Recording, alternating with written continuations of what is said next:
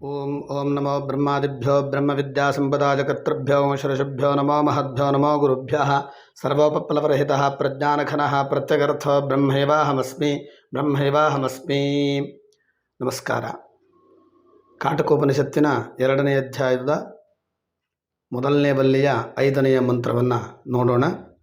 ಯ ಇಮಂ ಮಧ್ವದಂ ವೇದ ಆತ್ಮಾನಂ ಜೀವಮಂತಿಕಾತ್ ಈಶಾನಂ ಭೂತಭವ್ಯಸ್ಯ ನ ತತೋ ವಿಜುಗುಪ್ಸತೆ ಏತದ್ವೈತತ್ ಅಂತ ಮಂತ್ರ ಹೇಳ್ತಾ ಇದೆ.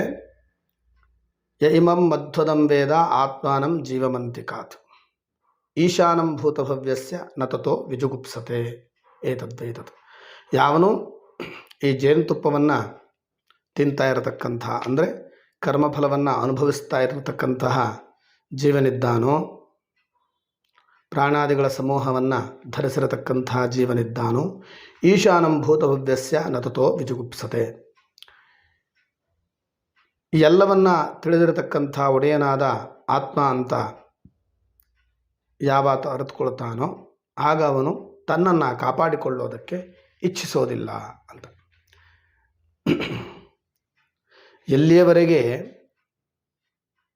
ತಾನು ಹೆದರಿಕೆಯಿಂದ, ಅಂತಂದರೆ ಜನನ ಮರಣ ಹೇಳತಕ್ಕಂತಹ ಹೆದರಿಕೆ ಏನು ಜೀವನಿಗೆ ಇರುತ್ತೋ ಅಂತಹ ಜೀವ ಎಲ್ಲಿಯವರೆಗೆ ತಾನು ಅನಿತ್ಯ ಅಂತ ಅಂದುಕೊಂಡಿರುತ್ತಾನೋ ಅಲ್ಲಿಯವರೆಗೆ ಅವನು ಕಾಪಾಡಿಕೊಳ್ಳೋದಕ್ಕೆ, ತನ್ನನ್ನು ತಾನು ಕಾಪಾಡಿಕೊಳ್ಳೋದಕ್ಕೆ ಇಚ್ಛೆ ಪಡ್ತಾ ಇರ್ತಾನೆ.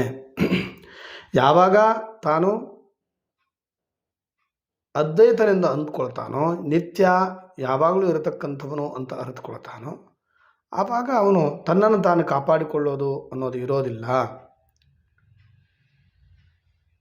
ಅವನಿಗೆ ತಾನೇ ಆತ್ಮಸ್ವರೂಪದವನು ಅನ್ನುವ ಅರಿವುಂಟಾಗತ್ತೆ. ಹಾಗಾಗಿ ಜನನ ಮರಣ ಹೇಳ್ತಕ್ಕಂಥ ಭಯ ಅವನಿಗೆ ಇರೋದಿಲ್ಲ ಅಂತ ಈ ಮಂತ್ರ ಹೇಳ್ತಾ ಇದೆ. ನಮಸ್ಕಾರ. ಓಂ